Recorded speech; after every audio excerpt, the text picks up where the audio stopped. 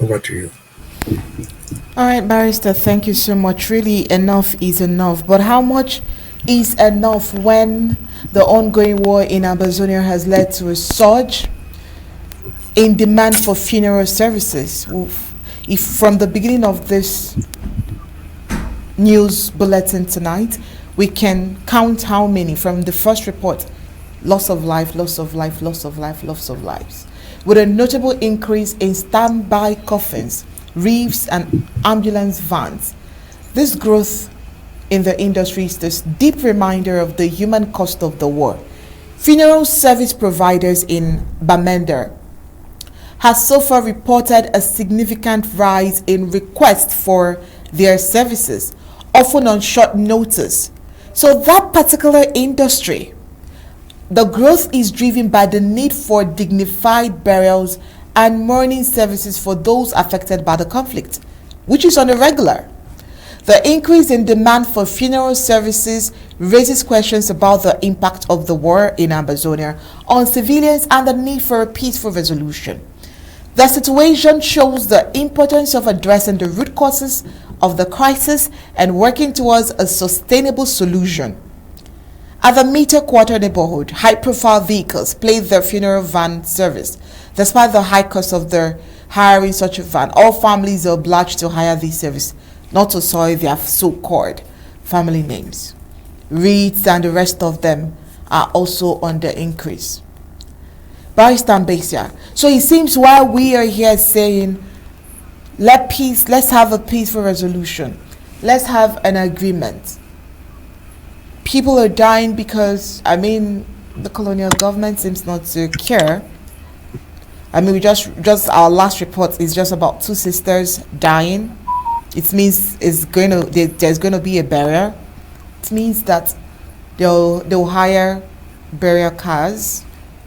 They will definitely get coffins. So it seems like while people are losing their lives, while families are crying, while there are tears, there is an industry that is benefiting, that has been benefiting for the past 8 years and counting since this war began. Highly painful.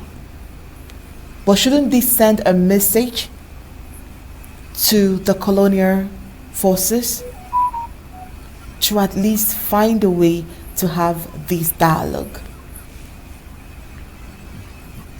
Well, we'll find a way to end this conflict or not.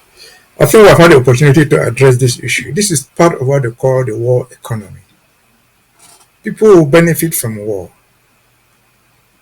People make money out of war. In ordinary circumstances, there are very few funeral homes available in a particular town because it's not a lucrative business. It's not a business that everybody wants to do. Because the more you begin to make money, there's something wrong. Or there's an epidemic taking people away, or something is killing people unusually. And so they will do all that. But the good thing about it is, those funerals, those people putting their cars there, just from the last segment, even the collaborators, like the chief who died, their paymaster will go and look for a wooden coffin, pay some money, buy it, to go and bury him there. And so this should never have been the case. Look at that area you're showing us.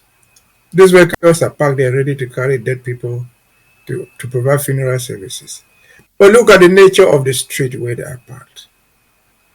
Look at the environment itself. If people don't die in war, they will die out of debt. They will die in accident, just as we've talked about in the last segment. And so we have gotten to the end of this road. We did not live to bury our own people. Sure, they will die, but that's not the goal of life. We said earlier that people want to be buried home. But how many people, for example, were driving corpses in Bamenda to do or to Ndok or to any place a weekend? Few. Now that death has become the order of the day. Death has become the normal, not the exception. People must benefit from it. The funeral makers, those wooden pieces of plank, that probably would have cost very little or nothing, and that's sold for millions. hundreds of thousands of francs. Why? Because we still have humanity in us. That even though dead, our dead should be given some respect when they are buried. But again, solution does not lie in closing down funeral homes. You cannot close them. The solution lies in ending the services that in ending situations that bring them business. The situation that gives them business is the war. They will die either in the war front, they will die as internally displaced, or they even die in their own homes of poverty imposed on them by the war. And so there are so many facets to the thing that we do not want it to be part of our community. It should never have been part of our community. But now that it is there, we must end it. How do we end it? The war must end. Because as everybody agrees, no war ends by itself. The war ends when the belligerents sit on the table to address the root causes of the war. This war will end when Yaoundé will come and meet us. We are sitting on the table waiting for them day and night, every minute.